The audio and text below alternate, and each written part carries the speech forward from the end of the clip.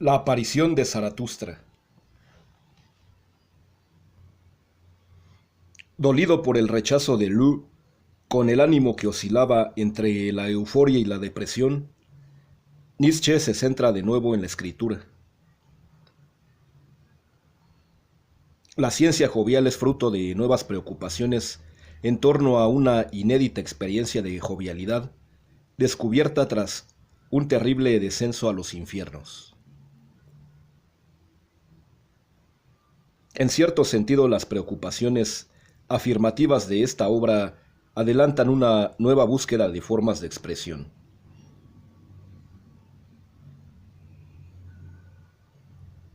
Muy influido por el vitalismo de Ralph Waldo Emerson, todo el libro cuarto, Sanctus Januaris, supone la apología de un nuevo hombre, solar, autosuficiente, feliz, capaz de confiar en sí mismo. Una de las tareas de la transmutación de los valores será consolidar este amor fati.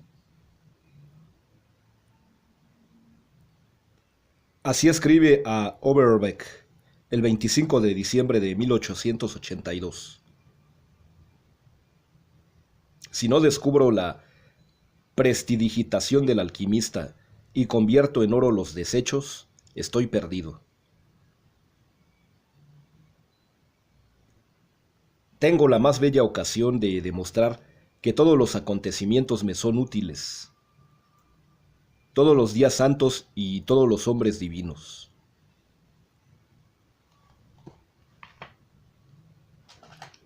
Desde agosto de 1881, la figura de Zaratustra ya comienza a ser protagonista de algunos fragmentos.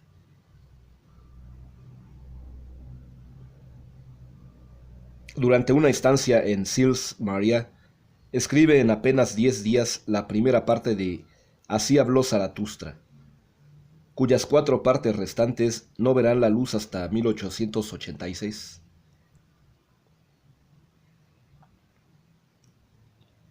En carta fechada el 13 de febrero de 1883, Nietzsche escribe desde Rapallo una carta a su editor, Ernest Scheismiller.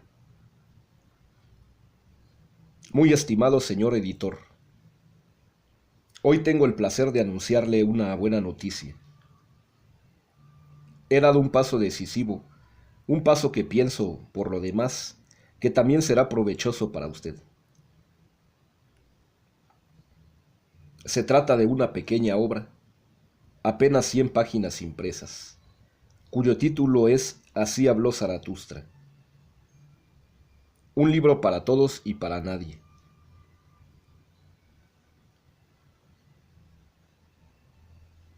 Se trata de un poema, o un quinto evangelio, o si prefiere, algo para lo que aún no existe un nombre.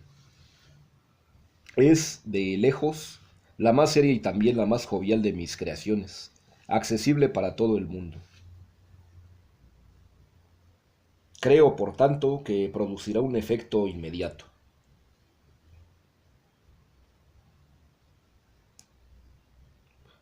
El 24 de mayo, en una carta a Karl Hillebrand, Nietzsche realiza esta importante observación.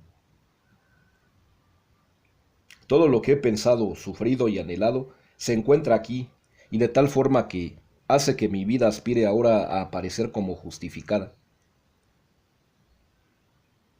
Pero enseguida me siento avergonzado, pues con esta obra no he hecho sino extender la mano a las coronas más excelsas de las que la humanidad pudo disponer.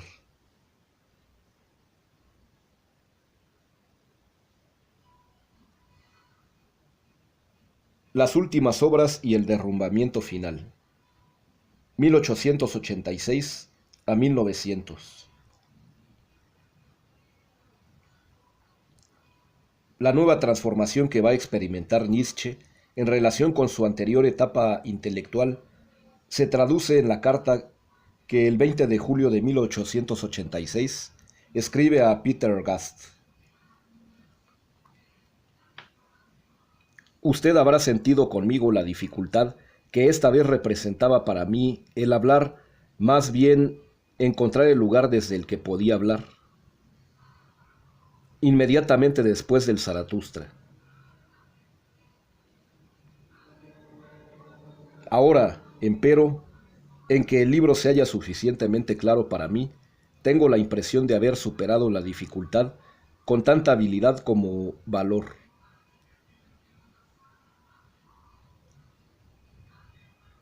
Para poder hablar de un ideal, hay que crear una distancia y un lugar inferior. Aquí me sirvió de excelente ayuda el tipo anteriormente preparado de espíritu libre.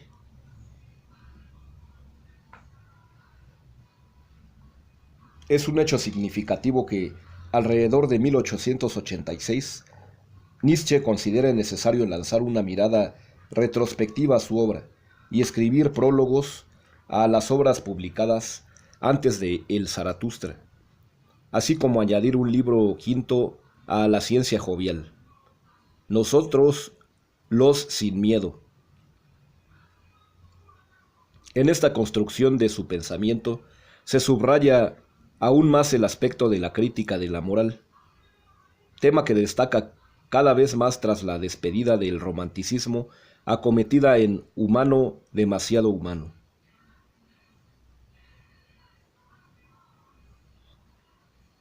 De hecho, barajando la posibilidad de rehacer esta obra, escribe un nuevo libro, Más allá del bien y del mal, 1886, surgido en parte de las notas de trabajo tomadas durante la redacción del Zaratustra. En la estela de esta preocupación crítico-moral, un año después publicará una de sus obras más emblemáticas y sistemáticas, La genealogía de la moral, 1887.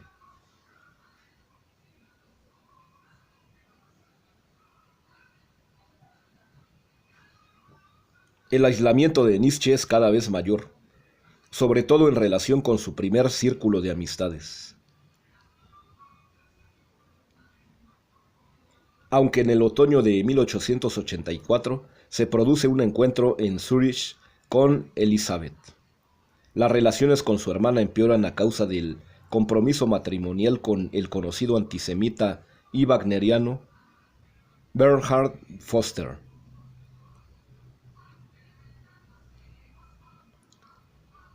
Por otro lado, parece que el último encuentro que Nietzsche tuvo con Roth fue en la primavera de 1886 en Leipzig, y vino a confirmar la progresiva distancia que se interponía entre los viejos amigos.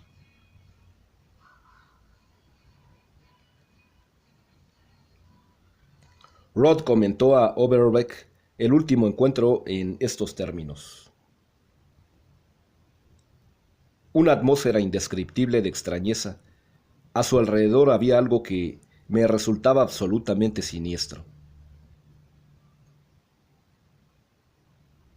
Había algo en él que yo no conocía, y además no quedaba mucho de lo que le distinguía en el pasado, como si viniese de una región donde ya no vive nadie.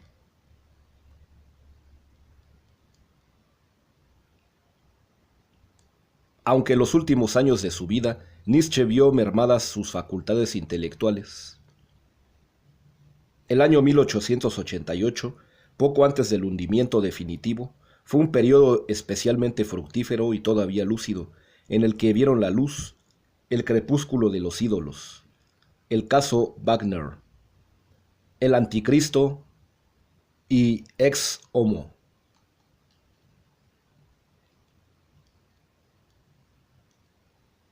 Tras este momento de productividad, y todavía en Turín, la locura empezaba a mostrar claros signos. Nietzsche alteraba la euforia con momentos puntuales de extravío.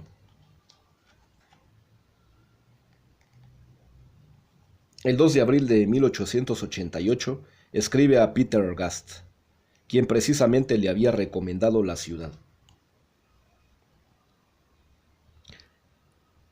¡Qué ciudad tan digna y tan grande! Nada de gran ciudad, nada de ciudad moderna. como yo me había temido, sino una residencia del siglo XVII, que no tenía en todo más que un gusto ordenador, la corte y noblesse. En todas partes he mantenido la paz aristocrática. No hay suburbios mezquinos, sino una unidad de gusto que llega hasta el color, pues toda la ciudad es amarilla o pardo rojiza. Por la noche, en el puente del Po, maravilloso, más allá del bien y del mal.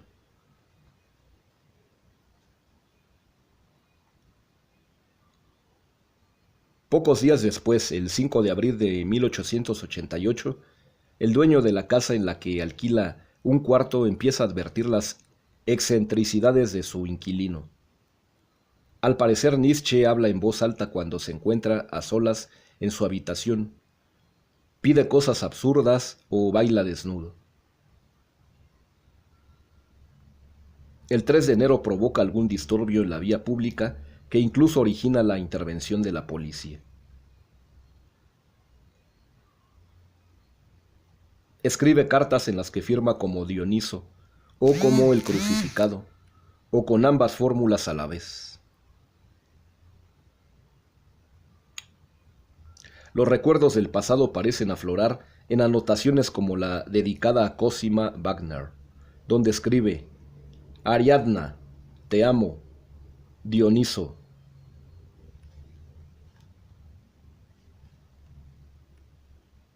El 6 de enero escribe una famosa carta a Burckhardt: Querido señor catedrático, al fin y al cabo preferiría ser catedrático en Basilea que Dios, pero no me he atrevido a llevar tan lejos mi egoísmo privado para desatender su causa, la creación del mundo.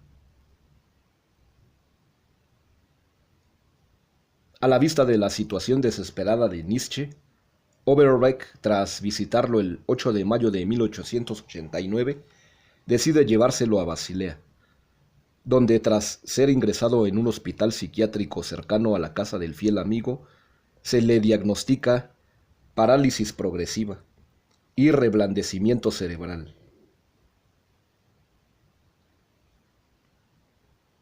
Su madre pide que se lo trasladen a la clínica del doctor Vince Wagner en Jena, donde los médicos plantean la hipótesis de una enfermedad sifilítica contraída tal vez en el año 1886. Escribe mucho y delira continuamente.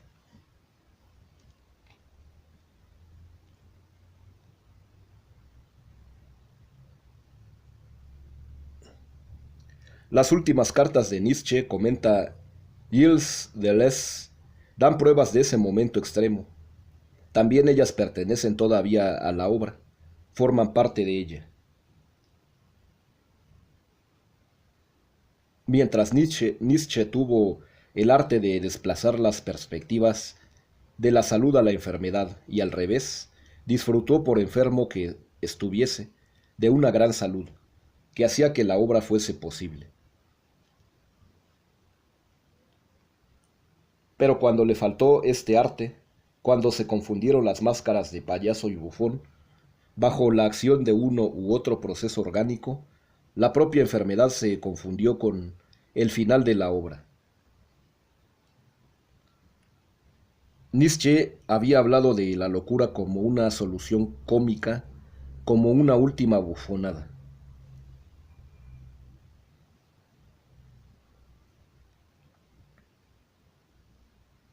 Nietzsche tiene 45 años y es trasladado a Jena en Naumburg.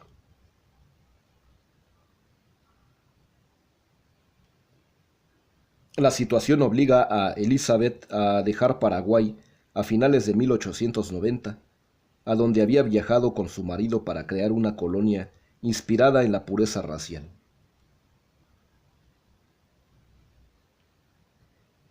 Bajo la mirada protectora de su madre y de su hermana, y a pesar de ser objeto de todo tipo de tratamientos, el estado de Nietzsche empeora. En 1897 fallece la madre y Elizabeth se lleva al enfermo a la villa Silverbrick de Weimar, más adelante sede del archivo Nietzsche, gestionado por ella misma.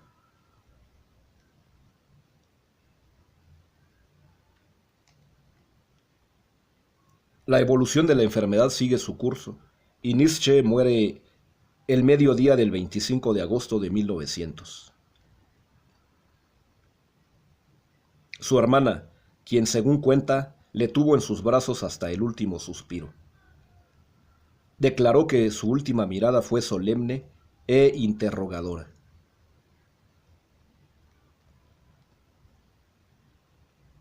A partir de entonces comienza la historia de la manipulación de los textos nietzscheanos, proceso que arranca con la fundación en 1894 por parte de Elizabeth del Nietzsche Archive.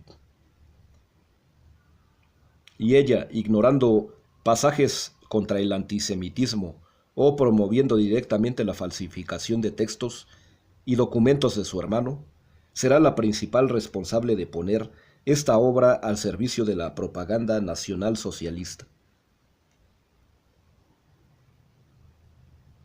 Momento culminante de esta infame historia será la visita de Hitler al archivo el 2 de noviembre de 1933.